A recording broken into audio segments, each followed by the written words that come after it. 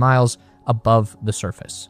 After reaching this high Earth orbit about 1 hour into flight, this is where the crew took a bit of a pause on their trip to the moon to conduct a full systems check of their spacecraft.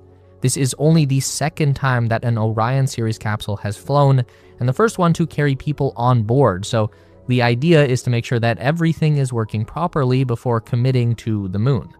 And there were some issues reported by the crew during this time.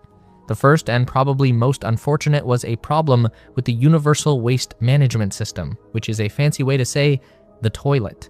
This was supposed to be one of the biggest upgrades for a modern crew traveling to the moon. The old Apollo guys just had to do their business in plastic bags, while the new spacecraft is equipped with a full bathroom stall.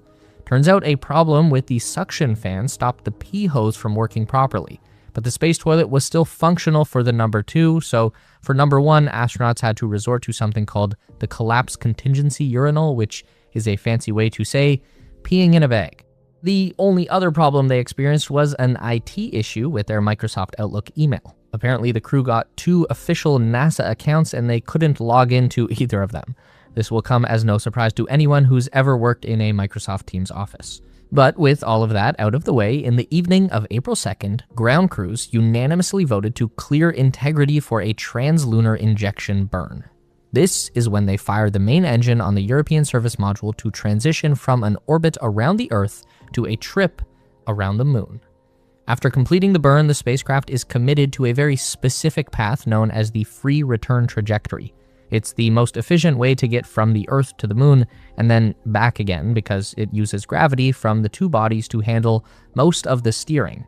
As they approach the moon, its gravity will naturally sling them around the far side and throw the ship back the way it came, at which point gravity from the Earth will take over and begin to pull them back home. This makes for a relatively slow trip, so the crew stayed busy by turning their cameras back toward the Earth.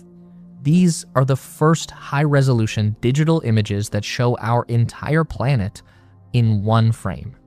Most photographs that you see of Earth are composites, meaning they had to take a bunch of different photos and stitch them together to show the entire globe. That's because anything in a typical Earth orbit is just too close to see the entire thing. This photograph, which is now titled Hello World, was taken with a wide-angle lens on a Nikon D5 camera on April 3rd at a distance of about 100,000 miles into space. You can see the first light of the sun just beginning to peek out over the horizon, so the light that we're seeing on the Earth itself is actually reflecting off the moon and filling in the night side of the planet. The scene would have looked much darker to the naked